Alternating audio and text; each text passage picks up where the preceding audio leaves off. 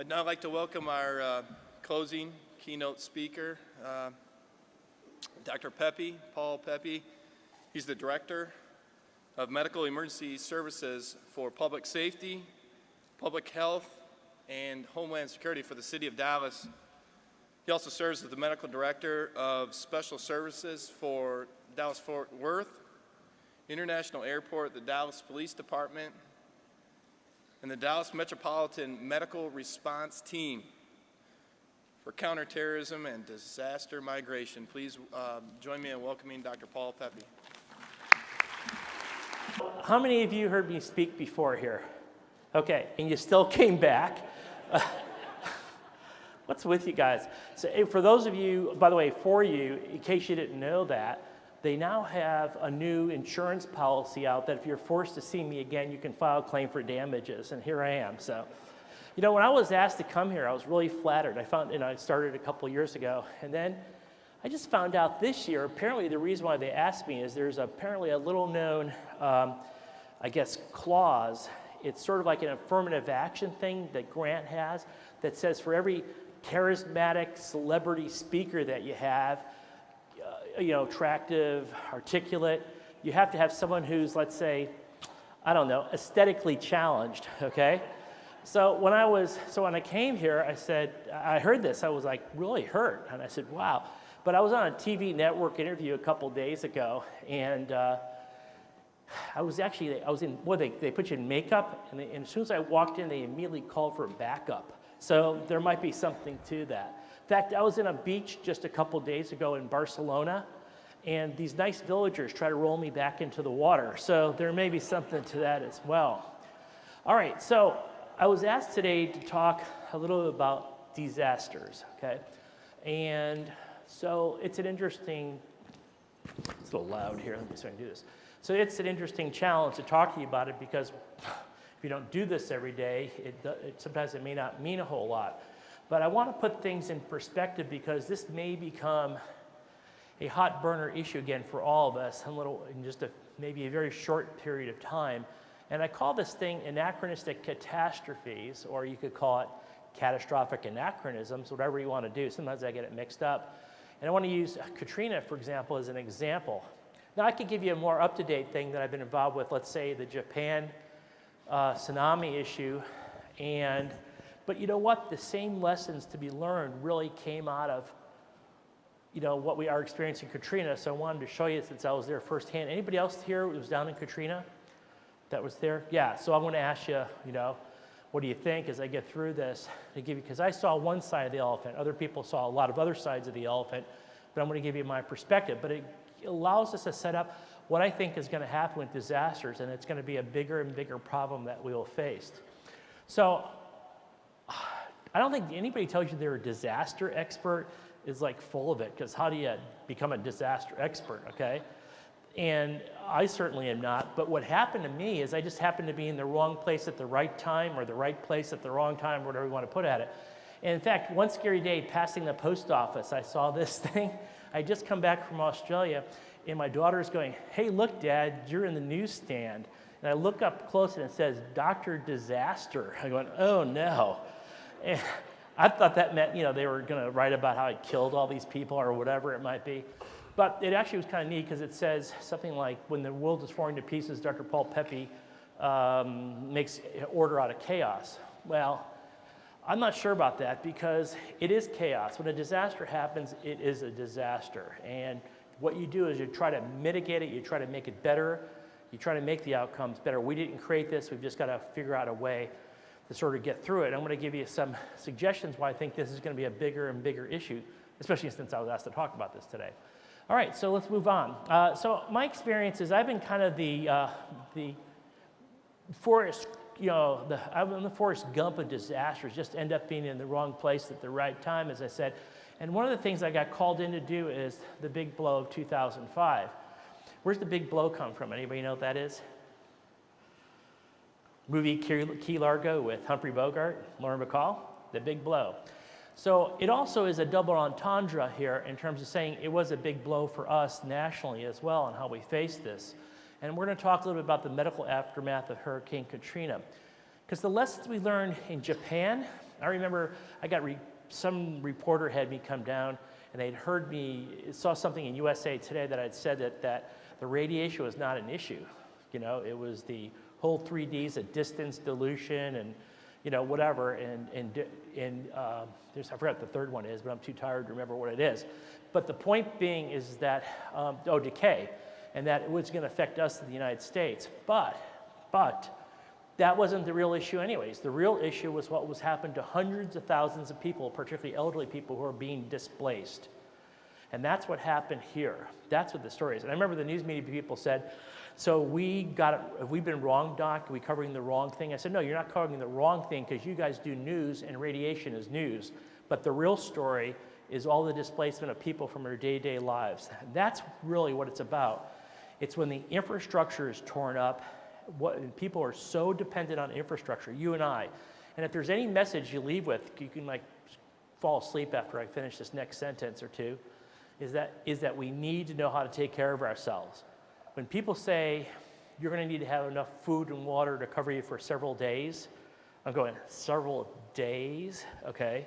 So when they drop a nuke somewhere not too far away from here, you know, are you ready for that? When there's a pandemic that's wiping out tens of thousands of people over the week, and you're going to try to have yourself basically with nothing else around, maybe no electricity, no power, no food, water. I mean, one of the reasons why I keep tons of water actually inside my house is because people don't think about just bathing stuff, and you can get by maybe without washing yourself for a couple days, but when you start getting diarrhea or some other things, people start taking water for granted. They take food for granted.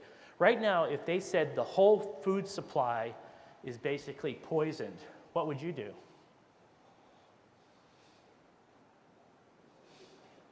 The whole food supply is poison in this country. Or we think it is. It's all contaminated. So my point being is that we are so dependent now. When I was growing up, people had their own little vegetable gardens, or they had, you know, whatever it might be. We took care of ourselves. We are completely dependent on others right now for us living. And so that's part of thinking ahead. And people think, oh, we're going to have a bunch of canned food or this or that, but did you think about have to heat it? You know, is it stuff that you can really take, and are you prepared for real lifetime where you're maybe going to have to be on your own for several weeks at a time, maybe, let alone a couple of days? And did you ever have children who now are completely spoiled by their little games? And when the batteries are all dead in about 24 hours, how you're going to handle it? So do you know how to get hold of a psychiatrist right away to deal with that problem, okay? So think ahead if you really had everything cut off tomorrow. If you didn't have any electricity, didn't have any water, didn't have any batteries, didn't have whatever, temperature, depending on what time of year, if it was in the winter or the summer, how are you going to handle it? So let's talk about what happened then. Sunday morning, August 28th, about 7 a.m., there's this little blip on our TV screen. You know, a CNN show or somebody, whatever it might be.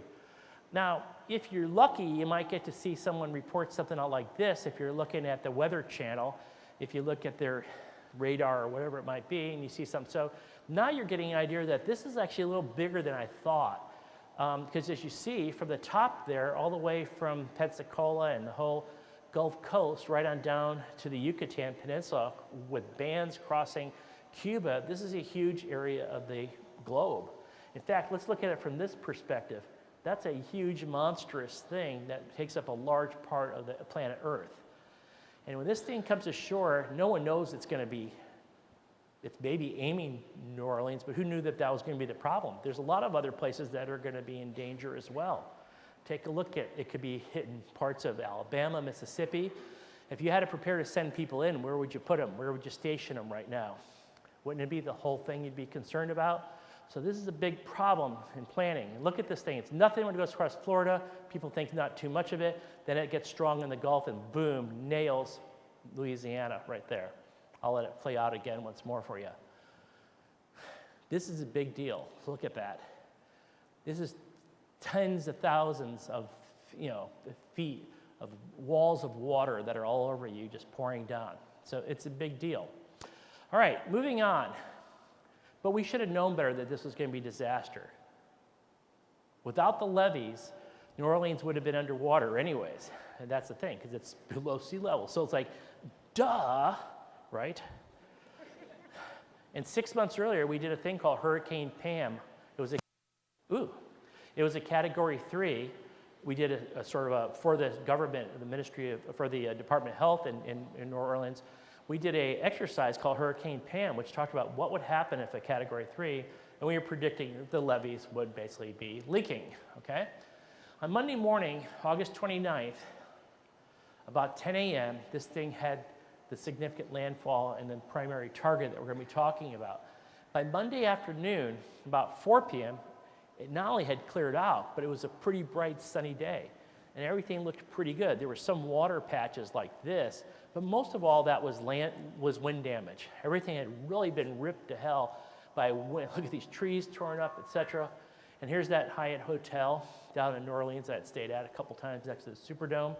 And the levees then did breach. So what looked like first wind damage, but then the levees breached. So here's one of my first points I want to make, okay, is that people have, why would you say that this is a possibility, this place may completely flood over, and this may be totally destroyed, why would you go move there? But we do. We move to places that are high risk. Wouldn't it sound cool to be in Honolulu right now, okay? But what if a hurricane comes through there in a little while? Because 50 years ago, that wasn't a big deal, but now there's huge infrastructure, corporations, and a lot of people live there, so it's a bigger target. But it seems like a nice place to live, or California when the big earthquake happens that has always been predicted. So the levees did breach, and what happened was we started like flooding, and the deluge came in. And that's what the issue was. And as we filled up with water everywhere, the issue was not so much that there was filling up with water, because maybe you could float a boat in and get people out that remained there. It was more than that. It was that some areas were filled with water and some were not. So what you had is areas that are completely filled with water and some areas that were actually still rising up. And so you had a land-water interface. It wasn't like you could float a boat in or you could drive a car in or buses in. You couldn't get to people. Eventually, you had to have a lot of helicopters flying and to try to get people out of there. And so what happens, we did. But those Hueys, how many did they take? Maybe they had a few of the big Hueys. They might take 18 people, but those were people maybe that could be sitting up and not necessarily laid out, who are very sick and ill. And the other helicopters, like the one I just showed you, maybe could hold 8 at most. So when you have tens and tens of thousands of people who hadn't gotten out yet, that's an issue. Eventually, when the waters did recede and we figured out some roadways, particularly on the south end along Magazine and going out to the airport, the ambulances came back in and were able to bring people in. And now you had people arriving who were very ill, in many of these cases, at about 200 an hour. So imagine being the triage officer in charge of that. There's maybe 4 or 5 doctors on one of 4 teams that are there, and you have to decide who's the sickest and who goes first. But they're coming at you at 200 an hour. So just bring that down to, let's say, every minute, 60 minutes in an hour, and you got 3 new patients coming through every minute. And they're not all coming like in an order like this. Like, you know, we're talking about that means every 20 seconds, but some of them are coming in boluses. How do you decide? You can't even physically get to the patient to see them to make a decision about that. The existing plan was to take the National Disaster Medical System and have the patient move to a point of controlled triage. Get them out of, say, the New Orleans area and the other areas that had flooded, all those neighborhoods around there that were worse than New Orleans itself. Actually, parts of New Orleans were fine. It's a lot of the surrounding areas. Move them to a controlled point of triage. Well, one place that was great as a controlled point of triage was the New Orleans airport. It basically was dry in a sense that had been flooded over, but all the power was down. There was no water, there were no toilets, there was no heat, cooling, no nothing, basically, but it was an airstrip, and we could get people there, and that was the plan. You get them to that point of triage.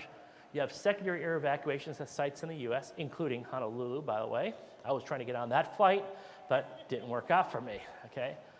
And finally, we use traditional triage protocols. Okay, so point number 1 is we have a larger population and people are choosing to live in high-risk areas. So that's kind of one point right away, okay, thinking ahead. Number two, we were trying to use traditional triage protocols. What would be a typical triage protocol? So, for example, if there's a bus crash and people are hurt, if you had people with just like broken legs and it looks like they're not imminently life-threatening right away, you take them kind of last. Maybe even if you're smart enough, you say, okay, first thing is, if there's any ongoing risk here, like an explosion or a car or other things, let's get the people out of here that are healthy, that aren't going to get hurt. And then you have other things, like for example, if there's somebody with an abdominal injury and they're alert and oriented and they're young and their pressure is 80, maybe we'll take them before the older guy with the head injury, etc. Well, that's all from trauma. All the stuff we learned has been from military or car crashes or explosions or plane crashes or bus wrecks. But this ain't what was going on there. Even though you had a couple of the instances of the, the person getting the wind, the tornado thing where the piece of wood goes through your head or your arm or whatever it might be, that wasn't an issue here. The issue was that a lot of people needed to get out who were basically not hurt per se in terms of the classic injury, but they were not necessarily healthy, or they were chronically ill, stable, but now you wipe out their infrastructure, and that's part of the problem here. So you see the New Orleans airport and people who are elderly people who might have been in nursing homes. And I remember doing my inspection. I'd been called in by the governor's office, and I told them I don't come into disasters because I'm just going to be part of the disaster because you're going to have to feed me, and I might step on a nail, the whole thing like that. I don't do this. I'm not licensed there. They go, we need you to come over. I go, this is stupid. I have a philosophy that you leave the day-to-day stuff to the people that are in charge. And then he said, yes, but we also read your papers, and it said, unless called in, and we're calling you in. I'm going, okay. So I went over there, and the first couple hours was kind of the most awkward moments of my life. We got there Tuesday afternoon, and I'm sitting there, hey, we're here. And they go, 1 minute, and they walk by. So I'm going, okay, and I'm here with one of my section chiefs who runs my disaster stuff, and I go, where are we going to stay tonight, Ray? He goes, I don't know. I go, okay. Hello, hey, we're here. And then they sort of walk by and go, okay. Well, in any event, it was kind of an awkward deal. And I remember within a very short period of time, though, we got brought into a meeting, and we go, okay, here's what you need to do. We gave them some suggestion, and the next thing you know is we were kind of helping to run things. And one of the things I was assigned to do, while Ray was going to set up some temporary hospitals, I was going to go with the Louisiana State Police, and I was going to do reconnaissance, because that's what I do. I go into hello. I do combat missions, and I come in and I try to see what's going on. And one of the things I found out in talking to the urban search and rescue guys was, Doctor, this is just horrible. These people are barely dying with dignity in these funeral homes. Now we're taking them out and just laying them out before the media and God and everything else there. And it was just really psychologically disturbing, let alone some of the other things we had talked about. So tens of thousands were now coming in each day into this area for transport out. But there were also thousands needing immediate medical attention. And only a couple of teams of about 80 people, several doctors on each team, several nurses on each team, there to try to take care of them all. So there were disaster medical assistance teams, but they're completely overwhelmed, basically. And what was kind of cool is I went in there finally to help find some of my people, because this is Kelly Klein, who works for me, really was a clear hero of this situation, one of the doctors working there. But she said, we had no idea what was going to hit us and how hard and how many people were going to come all at once. And sort of like this, we were overwhelmed and taken by surprise. I remember I was in the Louisiana State Police headquarters in Baton Rouge, ready to go in. They're staging me to go out to one of the scenes. They go, hey, you're that doctor. And I'm going, yeah, whatever, And they said, here, can you take the phone? And I go, hello. He goes, hey, I'm due for my dialysis. I go, okay, very cool, thanks a lot. Because what can I say? Where are you going to tell them to go? Turns out, interestingly enough, guess who did really well through all this stuff? They did better we thought. Oh, hang on, let's see who this is.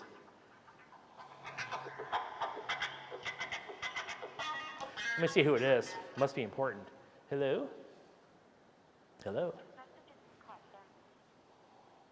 Get in your account, press 1 now to be connected to a representative to discuss your annual account review and to see if you qualify for a deduction in your interest rate. This is great.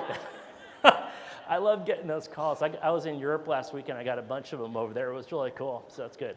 This is my emergency phone. I love it. Okay. So it turns out the dialysis patients did pretty good, and guess who else did good? The schizophrenics did really well too. They were pretty cool. I mean, go figure, right? We thought the mental health people would be a problem. So, any event, so you get this call, and not to be flippant, but I was like, yeah, what do I do for this, right? And then how about the next phone handed to me, and this lady says, how do I get my chemotherapy? And I'm going, this is like this random call coming into the governor's office, right? So I'm going, what kind of chemotherapy are you supposed to get? Because remember, everything's wiped out. There's no doctor's office, there's no hospitals, there's no nothing. There no pharmacies, nothing. What kind of chemotherapy you get? She says, what do you have it for? She says, breast cancer? Okay. What do you get? I don't know. It's like a clear one and a red one. Okay. But you can see why this is an issue and why, despite HIPAA, we need probably national computerized data to know what's going on with people so we can take care of them in a disaster. And in fact, good news is Medicare does have that, so we can actually check on some people and help them out so we can get them plugged in. But how do you start from scratch without any records on this? That's what's really happening.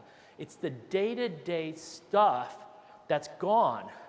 There's no food, there's no water, there's no doctors, no pills, no nothing. And so you might be kind of stable that you've been taking your Plavix and your aspirin and your Crestor and your Lisinopril and whatever it is. I think what happens, I've been figuring this out. Every decade of life, like starting with the 40s, you take one pill, and then you triple it every decade. So in the 50s, you're taking 3. By the 60s, you're taking 9 pills. When you're in your 70s, you're taking 27, okay? And then when you're 80s, it's like this, that's all you do all day long, is you take pills, etc. And some people are laughing because they think, yeah, that's true, that's right. So you guys aren't in your 80s, are you? So, okay. But I know people That you know people. lost a house, a boat, and a car from Katrina. Yeah, and that's what happens, right? It's just like, it's gone. So how do I get my chemotherapy? So you can see right now, the third thing is that in all this is that it's your day-to-day stuff that goes away and that you're dependent on, that you take for granted. And it kind of goes back to the first thing that we talked about, right? So what were the big problems? The big problems that there were displaced, particularly elderly people, chronically ill, with no access to routine care. It's not just old people. What if a guy has his appendicitis at 23? How do we get him out? Get him out in time, and where do we go to? Where do they go to? Because they're trapped in there somewhere. Traditional triage methods were not applicable in this setting, because we're not talking about trauma. You've got a situation where, okay, let's say that you could physically get to these two first people right here, because there's hundreds there, okay, piled up, and you're trying to figure out who goes out first. So you tell me who you'd take first. There's a woman who supposedly is 55 and has diabetes, and she's got altered metal status. They did get a glucose with the last remaining stick that we had. We had one last thing, we got it, and it said her glucose was 95. And she's got altered metal status.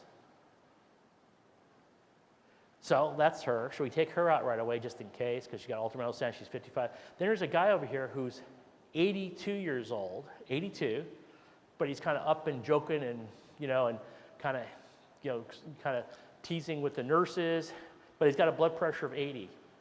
And he's got a blood pressure of 80 because you feel it, you listen to his heart rate, and it's going boom, boom, boom, boom, boom, boom. So he's got tachycardia. It's not atrial fibrillation because it's just regular as hell. He's got a tachycardia, and he's 80 years old. So you could try should you try just a couple of maneuvers on him and see if it breaks, or should you not without monitoring equipment, or prepared to have a defibrillator by, or whatever? But the big question is, does he go first or she go first?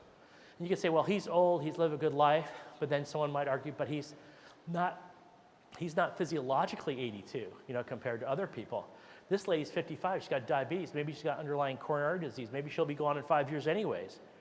So now you got those complicated questions, not like somebody who's got a head injury who's 92 versus somebody else who's a young person who's got a penetrating injury and it's kind of shocky that we should get to operation right away. It's not that clear. And now add up multiple organ systems, and now add up dozens and dozens and dozens and dozens of people laid out there. So our whole approach to this thing is a wholly different thing. It was not a traditional traumatic event, and that's what happened. So when people said, Doctor, did we make a mistake about our reports about Japan? And I go, no, It was news, but it's not the big story. The big story is exactly what we experienced here. And by the way, we weren't the first ones. This happens all the time in other countries that don't have as good a support system. Now, we recovered in a way, in a sense. We're not fully recovered, but we recovered because we have a basic good infrastructure sociologically.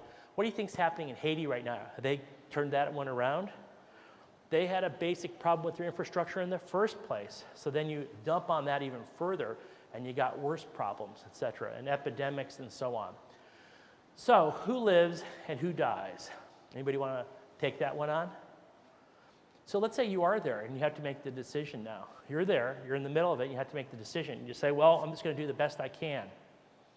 And so you do the best you can, like Kelly. She's going to do the best she can. Make the best decision. I think this lady got a normal glucose, she's got ultrametastasis, something else is going on. This guy's 82, but he's saying, maybe I'll send him out. Then later, she dies, and you go, did I miss anything? Did she have a subdural? Did she have something that we could have fixed? So will you second guess yourself for a long time? Unless somebody said, no, you're okay, you did the right thing, you followed the guidelines, whatever that might be, right? So we actually need to be rethinking about how we go do this and how we support people, how you make those decisions about this. The other thing you have to do is you have to be kind of flexible in a disaster. You have to be able to break the protocol if necessary. So you have to have people who can make decisions. The people from FEMA were making lots of decisions that got criticized later because they were following the protocol. And they said, this is what we're supposed to follow, we're supposed to have this. Unless you were deployed with the team when it first left, you can't be in the team. There's all sorts of things like that, which are made for good reasons. But then, when it comes down to it, where you have just hundreds and hundreds of people here, and the protocol was to try to treat people immediately, but you had too many to treat, then you got to evacuate. But your evacuation was from here to other points. Should we follow that? And the problem was that they weren't getting people out in time. And all of a sudden, you could see Terminal D, Gate 1 and Gate 2 were beginning to fill up. Does anybody know what was in Gate 1 and Gate 2 by any chance? Do you have any idea what was there? Huh? Bodies. Were they not quite yet dead, but they're the expectant people, right? So at D1, whenever I see Gate 1, D1 there, whenever I go over there, it's a whole different feeling. There were people who were going to be expectant and left to die, and that was getting bigger and bigger. What was happening is then the governor's office was saying, why aren't we moving the people out, or why don't we take them up north here to areas that aren't hit? So they sent down some people, and I was given my reconnaissance. We're just in a log jam here, and if you got hospitals or the makeshift hospitals up there somewhere that we can send people to, let's do it. And so we came down, and representatives from Homeland Security and a couple other people got into it, and the FEMA people said, we're not letting them go. That's our people. We're supposed to have them here. I said, well, the governor says it's our people, that's their state people, and that you're here for assistance, but we're in charge. This actually got to gunpoint at one period, to be very blunt about it, because I know the person who was involved because he works for me. Eventually, though, it was someone said, we're going to look the other way. And what they did was they sent down all these school buses that you see over here, and that's not safe. They're going to tie all these elderly people on backboards across the seats here and all that. You know, we know about that one bus where the people had oxygen on and they had a bus crash and there was fire and they all burnt to death, et cetera. Later on, Hurricane Rita. But in this particular deal, they went ahead and did this. They moved literally thousands of people out and got them to places where they had to go, and it went okay. And later, the FEMA guys off the record said, thank you, okay? Because we weren't supposed to do this, but we needed this to happen. So part of it is you have to have people who can make decisions and change the plan as necessary to make it happen, okay? Now, remember they say all disasters are local? Well, they are, but they're also global and local, okay, as I say.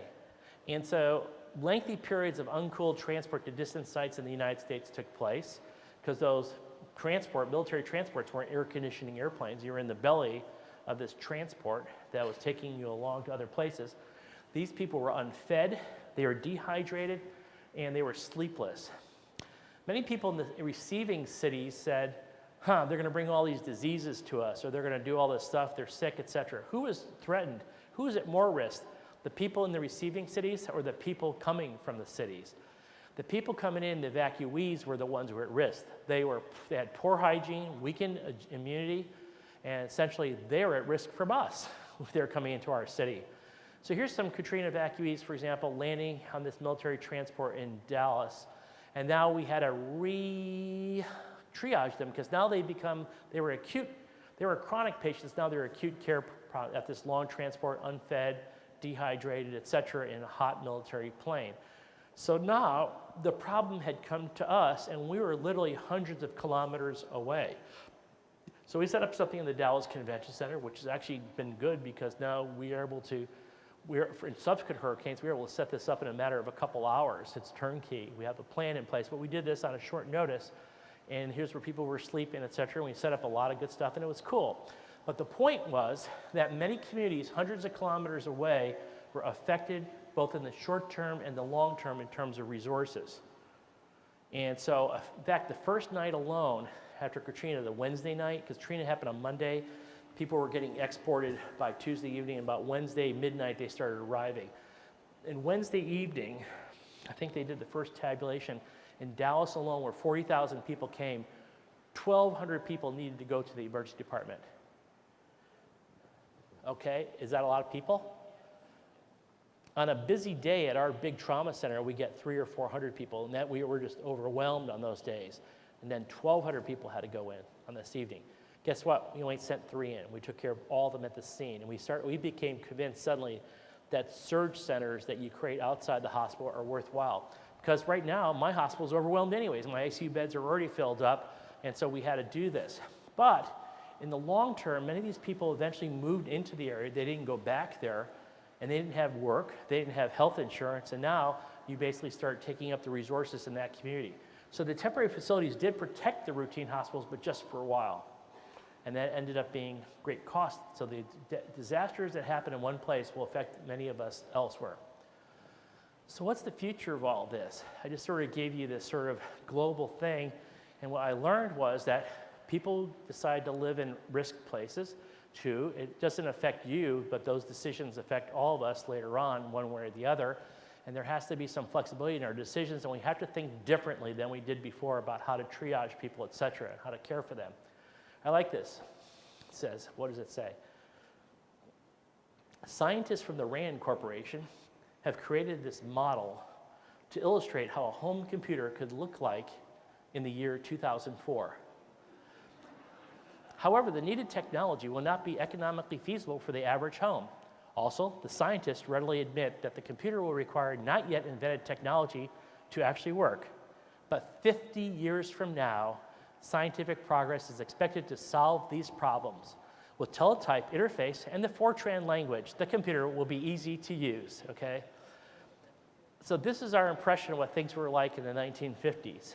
Well, let me tell you, my whole point is that if you look back at disasters and what we thought about in disasters in the 1950s, it has changed totally. And that comes back sort of my closing thoughts here about catastrophic, part 2 of this whole talk is catastrophic anachronisms, the past, present, and future disaster medicine. We've had disasters forever, the plague, hurricanes, tornadoes, et cetera. Here's San Francisco in 2000. And tornadoes, which has just seemed to be more than ever before in recent years. Look at Joplin, look at Alabama, et cetera. So, number 1 cause of death in this country from natural disasters has been traditionally drowning. Why? Because after floods, after hurricanes, areas are floods and people try to drive up into these areas and they get swept away, and that's a big risk.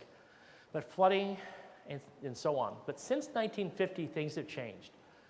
Technology and mass transportation have given us new challenges. And not only is it the aircraft that carries a lot of people and therefore can give us some of that stuff, but also they are carrying various things such as chemicals and chemicals that can explode in these kind of outfits as well.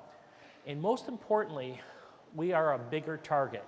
When I was growing up in the 1950s, I was told there are 1 billion people on the planet, 1 billion.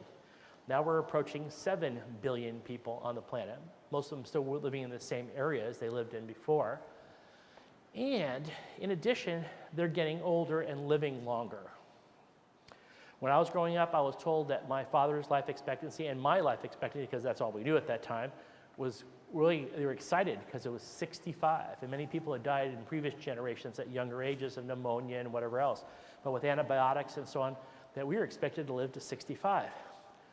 Well, my dad lived to 87, and in fact, he was a surgeon, and he was still doing surgeries when he was 87 years old and doing them well. He was sharp, he was good at what he did, everybody said he was just great and very competent, so he's 87, not 65. But I have to say one thing is he did all those surgeries with his implantable defibrillator, and he was on, let's see, the 80s, he was on, 27 medications or whatever it was, right? So as a result, it is just that he is a vulnerable population too, because if suddenly you took away his infrastructure, like his pills or his doctors or his home or his air conditioning or whatever it might be, then that becomes a whole different deal. So we're a bigger target, and we have spiraling risks. More people are living on the planet in high-risk venues, in closer quarters. There's one place in Hong Kong where 100,000 people live in one square block. And we are depending on others for our sustenance, our energy, and so on. And I'll tell you what, it really is freaky if you've ever been to a situation where all that stuff's gone.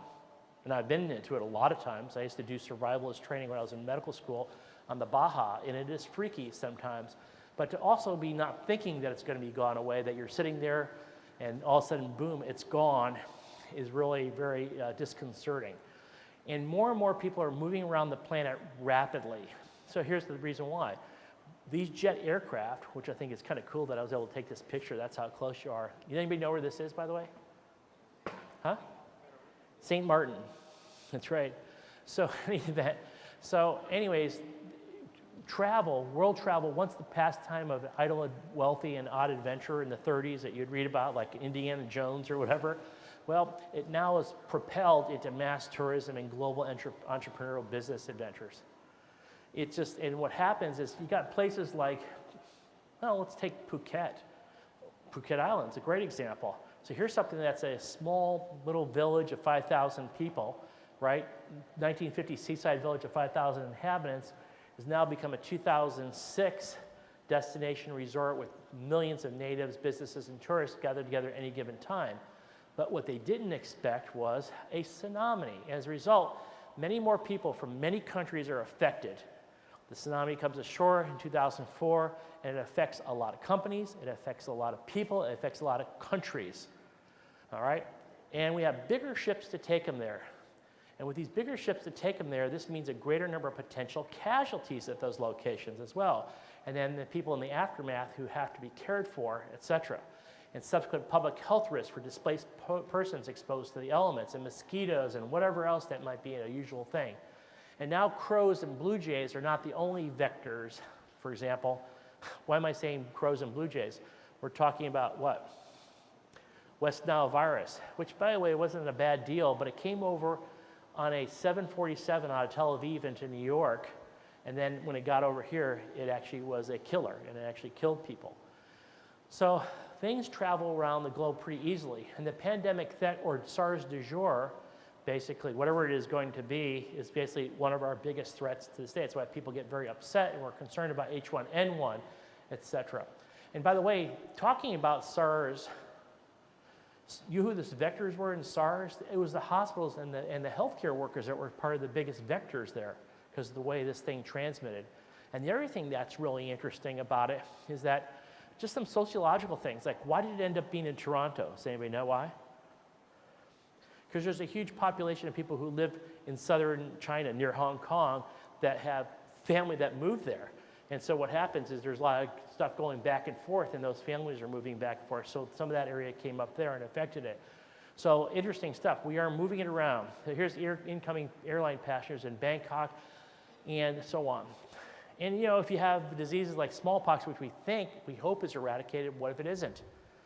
And a lot of people die. Well, in the old days, it said that 30% of the people who came down with it would die, but we got ICUs and we got ventilators now. Maybe the care is different, even if we don't have something. Well, maybe it's going to be a more virulent strain. And well, maybe more people are going to get it because we have more people transiting back and forth. And maybe there are fewer people who've had it or been exposed to it at one time, And we're all going to be, so to speak, immunological virgins here, and it could be worse than what we had before. And this is going to come down to some of the things I'm going to mention in just a few minutes. The other thing is our technologies become new weapons for our terrorists, whether they take down our infrastructures of the computers and so on, or they just use it to crash into buildings like this. But when this happens, all things that are local, well, it's global as well. Dozens of countries are affected, and so the old idiom that all disasters are local is now anachronistic. It is local, but it's global. My son and I were reading about the tsunami within a matter of minutes after it happened. In the old days, if a major earthquake happened, let's say in Yerevan, in some part of the old Soviet Union, we may not hear about it for weeks, or it would show up in a little blip on the back page somewhere years later. Now, with the media, it's actually just not only does it show up right away, it's blown almost out of proportion. And part of the media scare that came out of Katrina, and part of the media scare that came out of Japan, and lack of focus on what the real problems were basically something to sell newspapers, so to speak, this time electronically. So the mass media, internet, et cetera, have not only that kind of impact, but they also have psychological effects worldwide on markets, global economies, et cetera. And the overhead costs for protecting ourselves for preparation and security are not productive. They are overhead costs. So it costs us more. And so, for example, just from our point of view in the healthcare industry, that's even less money for healthcare, okay? So, you know about Bill Clinton here?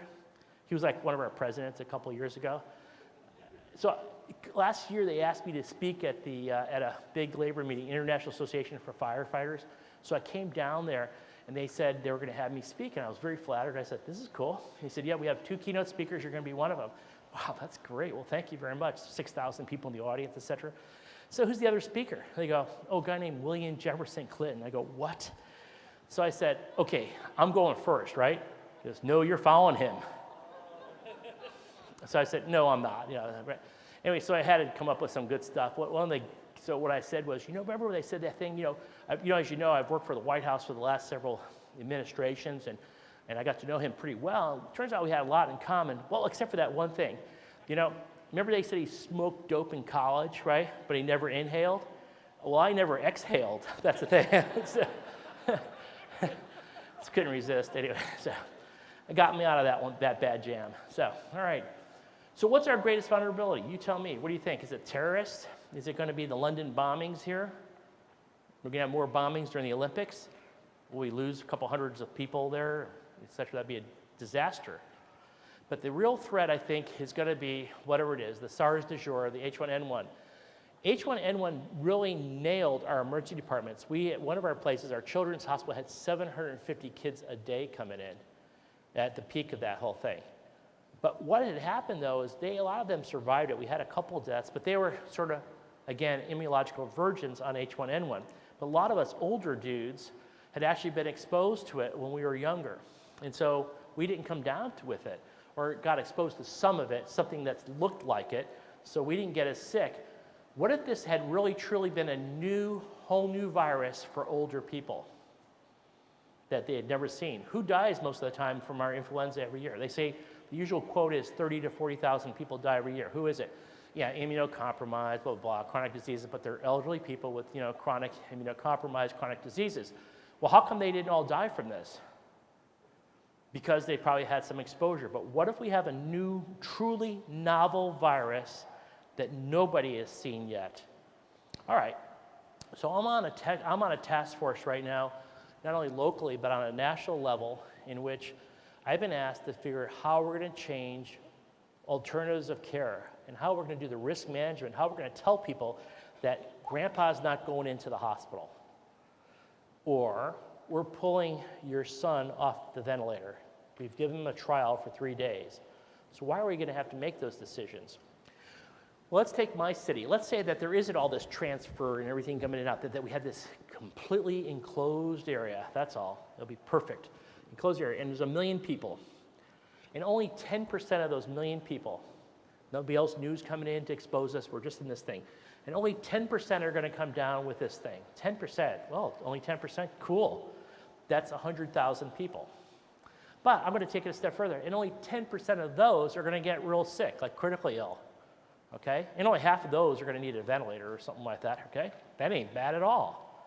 That's like, wow, less than 1%, 0.5%, they ain't bad at all.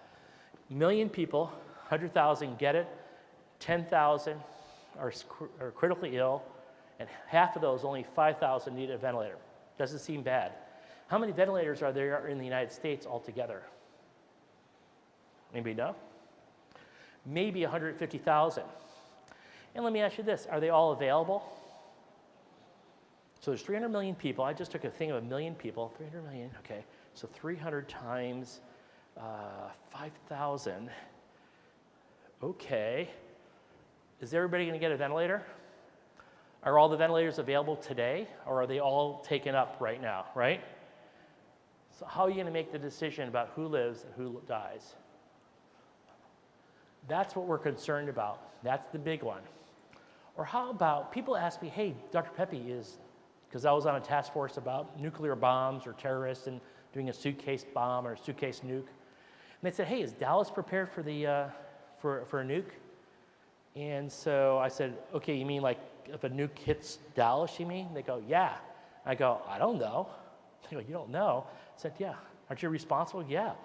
I don't know because I don't know if San Antonio or Houston are ready to handle us, because what's going to happen is whoever survives in the so-called penumbra are going to be going elsewhere to other places, local, okay? And so that's a problem.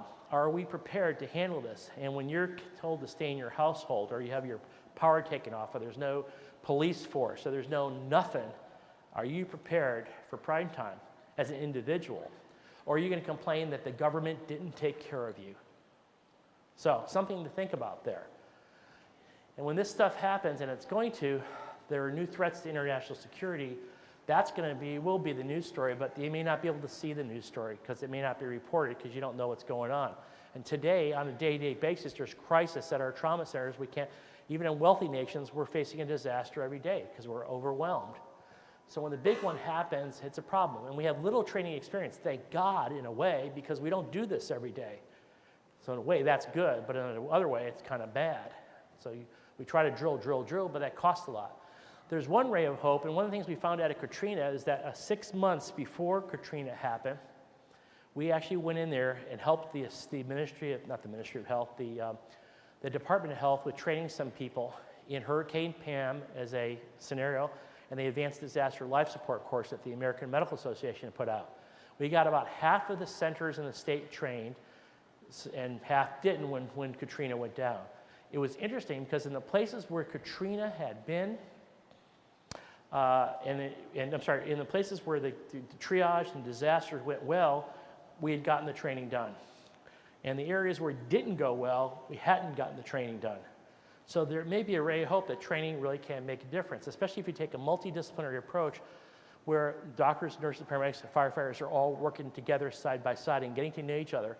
And what I've learned years ago about drills, disaster drills, I thought they were a waste of time because they're so unrealistic. But it turned out later when I really was involved in a disaster, it wasn't, because I knew all the players. That's what I did. I met the people who were going to be involved and in charge, and we were able to work with each other because we didn't have to learn about each other. We had been together and we had shared things. That's where the drills really make a difference, that you know people ahead of time and know who's who.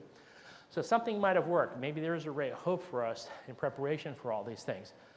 We know that the Eagles Coalition, which I talked to some of the group about this morning, which are the jurisdictional medical directors for the 40 to 50 largest cities in the United States. The medical directors are FBI, Secret Service, Homeland Security. We talk to each other every day, and we basically are there to help each other out. And that can make a difference, and that's been helpful in terms of coordination if a major thing happens on a national level. But we are worthless if we ourselves are hurt or all the other healthcare workers are hurt, and we do get catastrophic critical care. And that is probably one of the biggest focuses I have today, and I'm not sure what the resolution will be, except that it's a disaster is a disaster, and we're just going to do our best to make it better, as best we can, as we go through this. Because when you lose your hospital infrastructure and resources, you'll have problems. We're just going to try our best. But we got to get over it. We got to get over our sense of entitlement, even in the healthcare industry, because we could be victims too, that we've got to learn to be self-sufficient, all of us as a citizen, and even to some extent as healthcare workers, and not expect somebody else to do it. We've all got to be part of the solution and not the complainants about all this stuff. So I could go on and on, I just don't know when to stop. But with that, I wanted to leave you with my belief that if we do start thinking about these things ahead of time, if we do take a different attitude about it, like we got to be prepared and we got to hole up and we got to be prepared to take care of ourselves and our families, and then we'll be able to chip in and take care of everybody else, that on the road to the 22nd century, that we'll make life better for future generations. Oops, wrong slide, sorry. Future generations. So, okay, listen, thank you very much for paying attention to me today, and with that, we'll take some questions.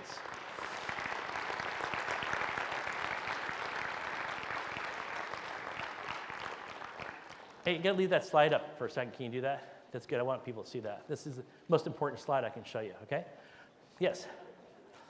The way you talk, it makes you make it sound like everyone has to become a survivalist type. To some extent, that's true. Wes is saying that way I'm talking, everybody has to become a survivalist.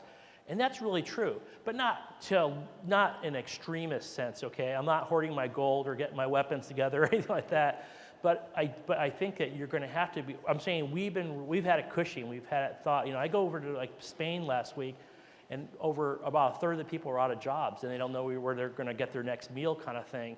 And we take a lot of things for granted today. We forgot what it was like in the Depression. I was fortunate to have family members to bring us up. So the answer is, you betcha, you got to be in that mode, and all of us have not got to be in the thinking process that the helicopters are going to come out of the sky and save us, or someone's going to deliver it. We're fortunate in this country and in Japan where there are other resources that we can bring in.